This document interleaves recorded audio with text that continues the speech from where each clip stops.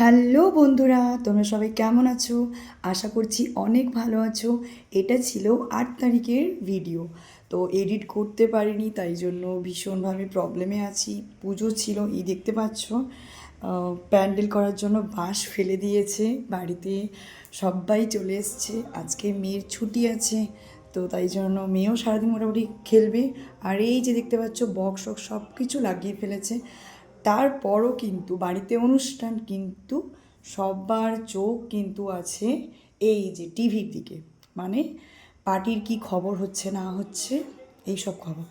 আর এটা হলো আমার শাশুড়ি মা এখন রুটি বানাচ্ছে। আর এদিকে আমার মাও এদিকে সবজিগুলো কেটে রেখে দিয়ে, মানে কি বলবো, যে ওদের কিছু বলা হচ্ছে বাজারে যাওয়ার জন্য, সবাই মোটামুটি ওই টিভির দিকেই তাকিয়ে আছে।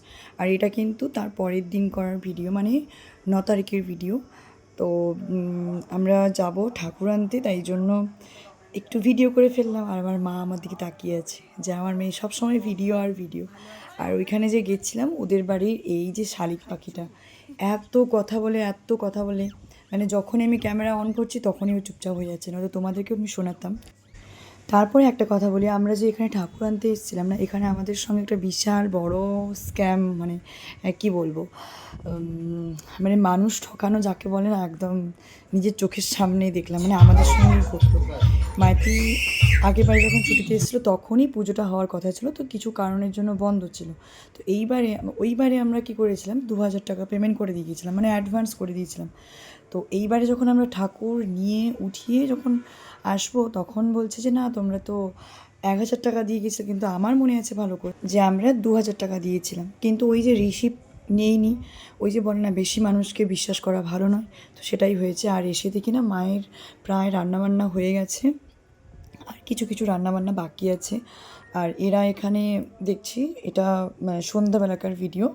তো মানে মাইতি অনেক ফুল এনেছিল ঠাকুরের পাশে সাজানোর জন্য, তো ওই জন্যই আমাকে ডাকছিল যে দেখো কেমন হয়েছে, কেমন করে সাজিয়েছে। আর এই মালাগুলো খুব বড়োভাবে আনতে বলেছিল, মানে একদম মায়ের মাথা থেকে একদম শিবের একদম মাথা অবধি।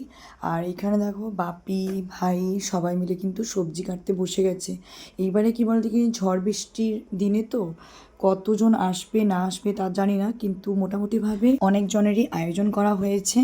কতজন আসে দেখা যাক। তো তার জন্য এই দেখো আমার ভাই কিন্তু প্রচুর লজ্জা পায়, ক্যামেরার সামনে আসতেই চায় না। তো ওকেই বেশি করে আমি ফোকাস করে রেখেছি, ওর মুখটা তুলছেও না। তো তারপরে এইখানে দেখো আমার মা, ঠাকুমা, মাসিমা, এখানে সবাই কিন্তু এই লুচির কাজকর্ম করছে, মানে লুচি আটা ময়দা দাবছে, সরি। আর এখানে বাপি রান্নাবান্না শুরু করে দিয়েছে। আর আমার বাপি একদম ক্যামেরাতে আসার জন্য তো রেডি। আর তারপরেই কিছুক্ষণ পরেই কিন্তু ঠাকুরমশাইও চলে এসছে, সব কিছু আয়োজন করতে হবে। তারপরে আমরা ঘর তুলতে যাব। তো 3জন ঠাকুরমশাই আসার কথা ছিল, কিন্তু দুজনেই এসছে। তো এই যে সব আয়োজন করা হয়েছে, আমরা আমাদের মতো করেছি, এবারে জানি না কি ভুল হয়ে। ঘর তুলতে যাওয়ার সময় কিন্তু কেউ একটা ভিডিও করে দেওয়ার মতো কেউ নেই, আর ওইখানটা প্রচুরভাবে অন্ধকারও ছিল, আমি আর ফোনটাও নিয়ে যাইনি। তো এটা কিন্তু অনেক রাত্রিবেলার পুজো, মানে অনেক রাত্রিবেলা করে ভিডিও। তো এই মানসিকটা ছিল মাইতি যখন কাশ্মীরে পোস্টিং ছিল, তখন আমি এই মানতটা করেছিলাম। তো আজকে মোটামুটিভাবে মায়ের পুজোটা করতে পারছি। দেখো ঠাকুরের না ইচ্ছে হলে তুমি পুজো করতেও পারবে না, তো মায়ের ইচ্ছে হয়েছে, তাই জন্য পুজোটা।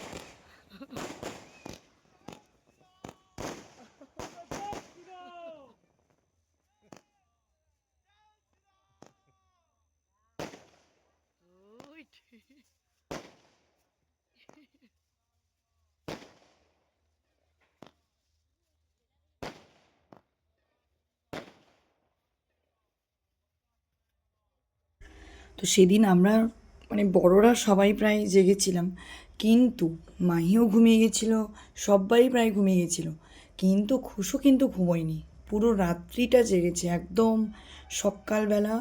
দেখেছো, খুশু কিন্তু ওর ঠাম্মার কোলে বসে আছে, ও কিন্তু ঘুমোয়নি। ওই দিন এত পুজো থাকার জন্য ঢাকই পাওয়া যাচ্ছিল না, তো তাই জন্য আমার মাহি ঢাক বাজাতে জানে। আর এই যে পাশে একটা ছেলে দেখছো, এই মাসিমার নাতি হয়, এও বাজাতে জানে। তো এরা দুজনেই বাজাচ্ছিল। আর সূর্য উঠতে না উঠতেই আমরা ঘরটাও তারপরে আমি অনেকক্ষণই রেস্ট করেছিলাম।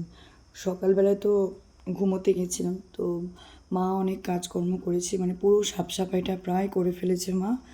আর যতটুকু বাকি ছিল মাকে বললাম যে পরেই করবো, একটুখানি তুমিও রেস্ট করে ফেলো, কারণ সবাই তো জেগেছিলাম। তারপরে ঘুম থেকে উঠে এসে ড্রেসটা চেঞ্জ করে মাকে বরণ করে নিচ্ছিলাম।